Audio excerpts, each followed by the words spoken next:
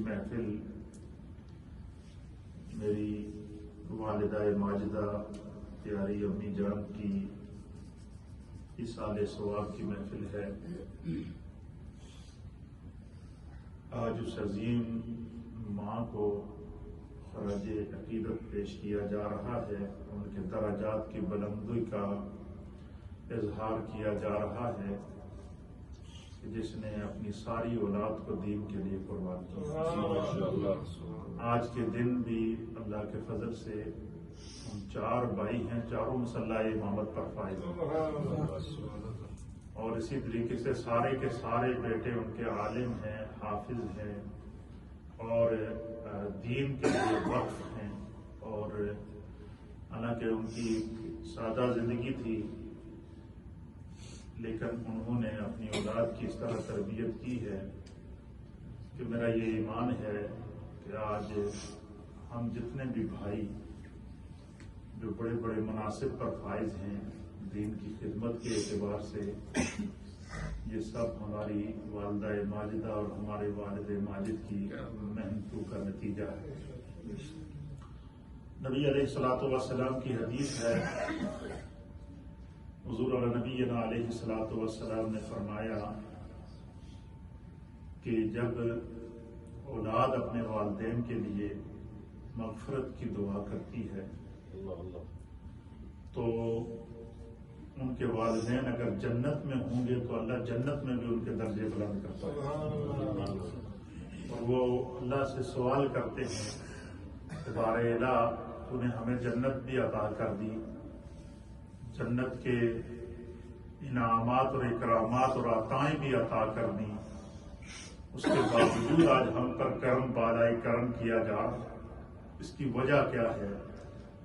تو حدیث کے الفاظ ہیں کہ اللہ تعالیٰ اس بندے کو جواب دے گا کہ استغفار ولدک، کہ دنیا میں تیرے بیٹوں نے، تیری اولاد نے، تیری بچیوں نے تیری مغفرت کی اور تیرے درجات کی بلندی کے لیے دعا کی ہے، اس لیے میں جنت میں بھی تیری عزت میں اضافہ کروں۔ اس لیے قرآن کا جو اسلوب ہے وہ اسلوب ہمیں یہ بتاتا ہے کہ دیکھیں کہ ہم، اللہ تعالیٰ بھی یہ چاہتا ہے کہ ہم بھی دیکھیں قرآن کریم فرقان مجید میں جہاں اللہ تعالیٰ نے فرمایا کہ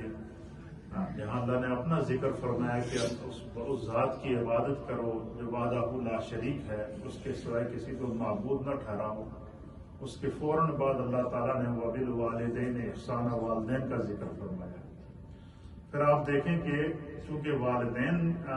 کی دعا نبی پاک صلی اللہ علیہ وسلم نے کس طرح سکھائی،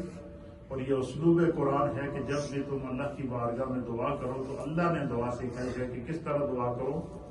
دعا اس طرح کرو کہ یا رب کریم ہمارے والدین کی مغفرت فرما۔ کس طرح مغفرت فرما؟ کما رب، ہمارے والدین پر رحم فرما، رب ارحمہما کما ربیانی صغیرا، اللہ ہمارے والدین پر رحم فرما، اور اس طرح رحم فرما کہ جس طرح کہ میں بچپن میں تھا اور میں جو ہے وہ بے یار و مددگار تھا، بچپن میں جب بچہ ہوتا ہے تو اس کے جو ہے وہ ذہن بالکل دماغ کام نہیں کرتا، اور چھوٹا بچہ ہوتا ہے لاشعوری کی عمر میں ہوتا ہے، وہ خود سے کھانا نہیں مانگ سکتا، بھوک لگے تو یہ نہیں کہتا کہ مجھے بھوک لگی ہوئی ہے، پیاس لگے تو یہ نہیں کہتا کہ مجھے پیاس لگی ہوئی ہے، تکلیف ہو تو یہ نہیں کہتا کہ مجھے تکلیف ہے، لیکن وہ جب روتا ہے یا اس کے جسم بے چین ہوتا ہے تو ماں اس کے اشارے سمجھ لیتی ہے کہ میرے بیٹے کو اس وقت کس چیز کی ضرورت ہے۔ تو فرمایا کہ پھر کیا ہوتا ہے، والدین جو ہے وہ اس کی تربیت کرتے ہیں۔ پھر یہاں تک حدیث کے اندر نبی پاک نے فرمایا کہ جس وقت سردیوں کی راتی میں چھوٹا بچہ جب بستر پر جو ہے وہ پیشاب کر لے یا بستر کو گیلا کر دے تو ماں کے اندر اللہ نے یہ مامتا رکھی ہے کہ وہ خود تو گیلے بستر پر چلی جائے گی، بچے کو گیلے بستر پر سونے نہیں دے گی۔ اس لیے اللہ تعالیٰ فرماتا ہے کہ جب تم اپنے رب سے دعا کرو تو کس طرح کہو کہ رب ارحمہما، اے اللہ ان دونوں پر، میرے ماں پر اور میرے باپ دونوں پر رحم فرما۔ کس طرح؟ کما ربیانی صغیرا، جس طرح کہ بچپن میں انہوں نے مجھے پالا تھا۔ پھر اسی طریقے سے دوسرے مقام پر قرآن حکیم فرقان مجید میں اللہ فرماتا ہے وَبِالْوَالِدَيْنِ إِحْسَانًا، کہ اپنے والدین کے ساتھ احسان کیا کرو، نیکی کیا کرو. پھر تیسرے مقام پر اللہ تعالیٰ قرآن میں فرماتا ہے کہ اپنے والدین کو اف تک نہ کہو. یعنی والدین کے سامنے اونچی آواز سے بات کرنا تو دور کی بات ہے، ان کو اف تک نہ کہو تاکہ ان کے مزاج پر کوئی بات گراں نہ گزرے. تو والدین کو اللہ تعالیٰ نے یہ عزت اور یہ احترام عطا فرمایا. پھر اسی طریقے سے دیکھیں کہ ہم 5 وقت کی جو نماز پڑھتے ہیں، وہ نماز میں ہم کیا کرتے ہیں؟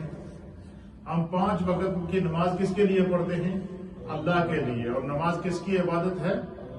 خدا کی عبادت ہے. اور جب نماز کا آغاز ہوتا ہے تو کہاں سے ہوتا ہے؟ اللہ اکبر. دونوں ہاتھوں کو سیدھا کر کے کانوں تک لے جا کر جب ہم تکبیر تحریمہ کہتے ہیں اللہ اکبر، تو اللہ اکبر کا معنی یہ ہے کہ جب بندہ تکبیر تحریمہ کو تکبیر تحریمہ اس لیے کہتے ہیں کہ تکبیر تحریمہ کہہ کے جب بندہ نماز میں داخل ہو جائے تو پھر اس پر دنیاوی بات کرنا، دنیاوی